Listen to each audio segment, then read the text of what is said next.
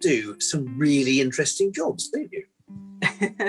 I've got a few, and it's an ongoing sort of juggle, but they're all kind of synergistic and all about sustainability. So I have a consultancy role at an organisation called FAI Farms, the Food Animal Initiative. We're based on an organic farm in Oxford, which we now run regeneratively with cattle, sheep and laying hens. I work there remotely from Sheffield, admittedly, as a veterinary consultant advising food businesses on sustainability policy in their supply chains of food animals. So I mainly look after sort of the animal, the antimicrobial stewardship work stream and some of the animal welfare work too, which is great. I've been there for about 7-8 years now, but yeah, really fascinating job. And I'm doing a PhD on top of that at the Global Academy of Agriculture and Food Security, Edinburgh, on antimicrobial resistance and usage in chicken supply chains, and also looking at animal welfare as well. So again, really synergistic with my FAI job.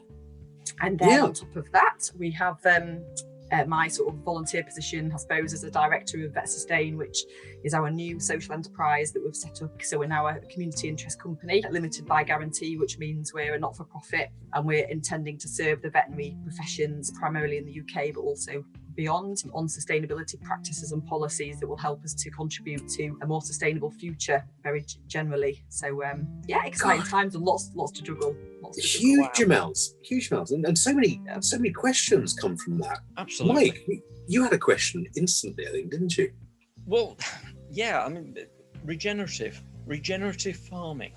What exactly is regenerative farming? Because you then went on to list a number of different species with different requirements for life and, in an industrial sense, giving us different, am I allowed to call it product at the end of it? Yeah. It's kind of a buzzword in certain sort of circles, and certainly in the farming world it's considered a bit of a buzzword, regenerative agriculture or regenerative farming, but of course to us at FAI it's much more than just a sort of buzzword or a trend. It's something that's actually could provide multiple solutions to many of the challenges that we're facing around food production. This is more than just crop rotation that I learned about in history.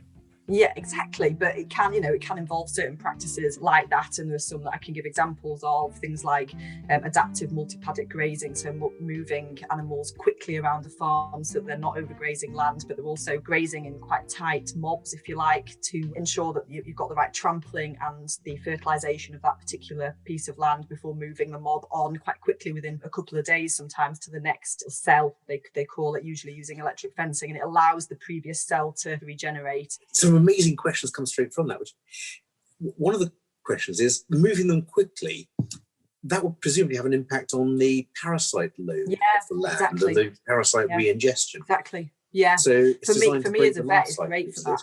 Yeah. So it's potentially a good way of breaking those kind of fluke or with the Helminth or Helminth life cycles. And I think there's lots of potential veterinary benefits as well. So I think vets are starting to get really interested in this, but it's primarily a farmer-driven movement, I'd say. But the whole purpose of the regenerative, I probably should go back a few steps, is literally about boosting the ecology of our landscapes and regenerating them, not just sustaining them. So the word sustainability has been the buzzword of the last sort of decade or so, but actually it's been replaced by regeneration, because we appreciate that actually sustaining the status quo isn't helping us. It's actually not enough. Our current practices are not okay, actually, in some cases. So a sort of ethos of regenerating everything, be it our landscapes, our ecology, our communities, our sort of rural economies, regenerating animal welfare in certain systems. All of this is important, and you can actually embed some of these principles into businesses as well, in terms of regenerating the team. So it can be a really cross-cutting kind of concept, but it's taken hold in the agriculture sector